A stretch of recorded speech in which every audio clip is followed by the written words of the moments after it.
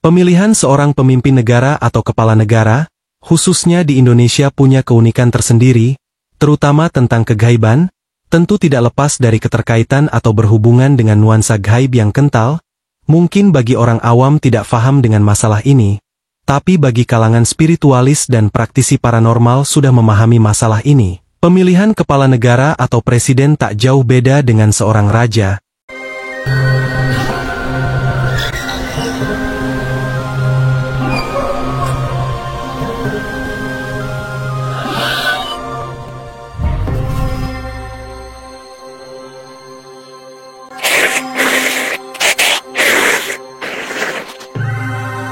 Sehingga nuansa kegaiban sangat erat hubungannya dengan peristiwa sakral tersebut.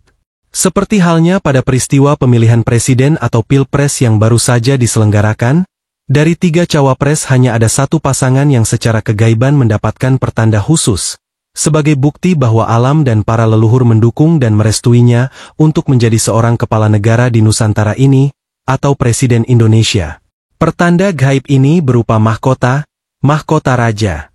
Mahkota raja gaib ini diberikan kepada Capres Prabowo Subianto.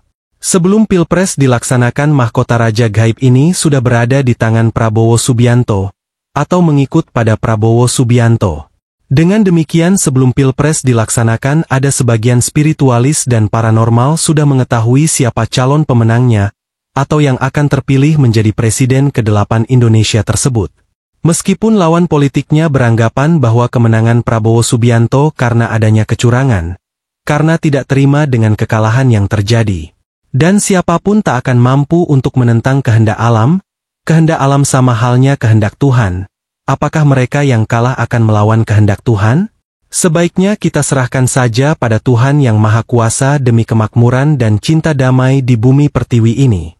Ini adalah merupakan salah satu skenario rencana Tuhan untuk negeri Indonesia yang akan menjadi pusat peradaban dunia di masa yang akan datang. Sebagai makhluk manusia yang percaya Tuhan dan mengimani Tuhan, apapun agamanya, kita menghujat dan mencaci maki, menghina kepada sesama makhluk Tuhan. Karena kita semua makhluk yang sehingga suatu saat akan muncul seorang pemimpin yang lahir dari bumi pertiwi sebagai Ratu Keadilan Dunia, yang diramalkan oleh para nenek moyang Nusantara ini dengan sebutan Sang Ratu Adil. Ratu Adil yang tiada lain adalah manusia istimewa pilihan Tuhan yang masih jadi rahasia alam.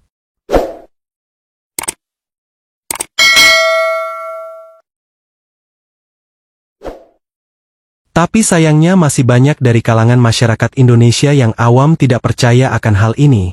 Sehingga banyak masyarakat dan kalangan politik yang masih mengumbar angkara murka di mana-mana. Saling menindas dan perbuatan-perbuatan lain yang tidak terpuji masih terjadi seakan menjadikan perbuatan yang layak dilakukan terhadap sesama. Masih banyak kasus di masyarakat yang terjadi, seorang anak durhaka terhadap orang tuanya, seorang istri durhaka terhadap suaminya, padahal mereka mengaku mengenal Tuhan, percaya adanya Tuhan, tapi jauh dari perilaku budi pekerti yang baik. Apakah mereka tidak beragama? Tentu saja beragama, bahkan agamanya kental. Ini hanya salah satu contoh karena hilangnya budi pekerti di hati manusia yang dipenuhi dengan angkara murka.